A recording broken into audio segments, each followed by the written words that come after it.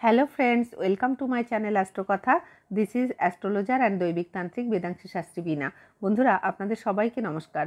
আজকে মাতা রানীর আশীর্বাদ নিয়ে বিশেষ আলোচনা শুরু করছি। আজকের আলোচনা বাস্তু সম্পর্কে। বাস্তু কী এবং বাস্তুর দোষই বা কী? বাস্তু দোষ কি সত্যিই হয়? প্রত্যেক বন্ধুকেই রিকোয়েস্ট করব সম্পূর্ণ আলোচনাটা মন দিয়ে শুনবেন, কারণ বাস্তু আমাদের সারা জীবনের গুরুত্বপূর্ণ একটা পার্ট। আমরা বাস্তু ছাড়া কেউই নই। আমাদের বাস্তুই আমাদের জীবনে উন্নতি এবং অবনতির কারণ। বিষয়ের ভিতরে প্রবেশ করব, তার আগে বলবো, যারা প্রত্যেকেই মাতারানীর ভক্ত, মাতারানী অর্থাৎ মা দুর্গার ভক্ত, তারা মাতারানীর নাম করে অবশ্যই কমেন্টে জয় মা দুর্গা বা জয় মাতারানী লিখবেন। বন্ধুরা, আমরা আলোচনায় ফিরব বাস্তু সম্পর্কে। আসলে প্রথমেই বলি, বাস্তু শব্দের মানে হলো যা বস্তু থেকে তৈরি। বাস্তু হলো বাড়ির আধার, মানে চুন, বালি, ইট, সিমেন্ট, বাঁশ, খড়, টালি, বেড়া, অর্থাৎ যা দিয়ে গৃহ নির্মাণ করা হয় সেটাই বাস্তু। বাস্তু দোষ মানে বাড়ির দোষ, আর বাড়িটা নির্মিত হয় কোনো জমির উপরে, যাকে বলে ভিটে। এই হলো আমাদের বাস্তু ও ভিটে। যারা ফ্ল্যাটে থাকেন তাদের ফ্ল্যাটটাই তাদের বাস্তু। বাস্তুর দোষ হলো ঠিক দিকে ঠিক জিনিসের স্থাপন না হওয়া। আমাদের যে বিশেষ চারটি দিক আছে, উত্তর, পূর্ব, দক্ষিণ, পশ্চিম, এই চারটি দিক আমরা সাধারণত হিসাব করে সব কাজ করি, নইলে তো আসলে দিক হলো 10টি। তো যাই হোক, বাড়ি করার সময় প্রথমে যার নামে বাড়ির জায়গা অর্থাৎ বাস্তুভিতে, তার জন্মছকটা একবার চেক করে দেখে নিতে হবে কোন দিক তার শুভ। সাধারণত লগ্নের চতুর্থ হাউস দেখে বাড়ির শুভ অশুভ বিচার করা হয়। লগ্নের 4 নাম্বার ঘরে কোন গ্রহ কী পজিশানে আছে এবং সেই গ্রহের দিক কোনটা সেটা দেখতে হবে, এবং বাড়ির মালিক কোন রাশির সেটা দেখে বিচার করে বাড়ির বাস্তু ঠিক করা উচিত। একইভাবে দোকানের বাস্তুও দেখা হয়।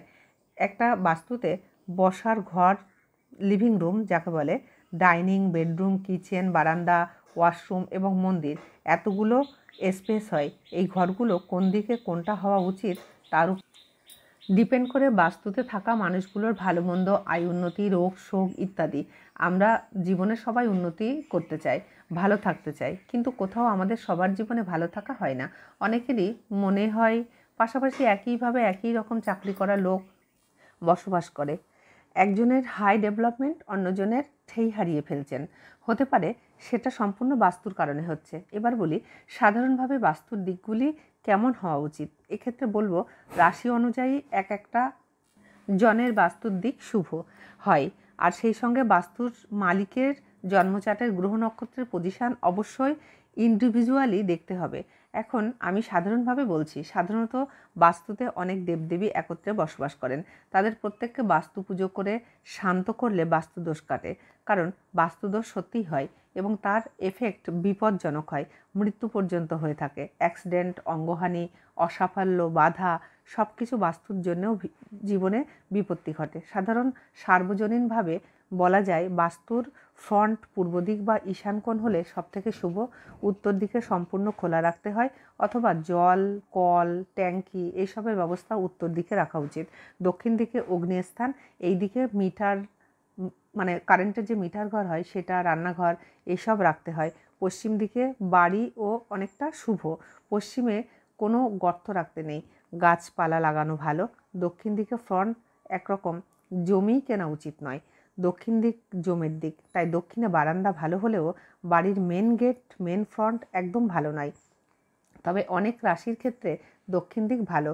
দক্ষিণ দিক হলো মঙ্গলের দিক, তাই মেষ রাশির পক্ষে শুভ। মিথুন রাশি, সিংহ রাশির পক্ষে দক্ষিণ দিক অনেকখানি শুভ। তবে জন্মচাট শেষ কথা বলবে। বাড়ির মন্দির পূর্ব দিক কিংবা ঈশান কোণে সব থেকে শুভ। বাস্তুতে অনেক বড় বিষয়, অন্য পর্বে আরও আলোচনা করব। এক পর্বে সব কথা বলা সম্ভব নয়, আজ নর্মালি কিছুটা ধারণা দিলাম।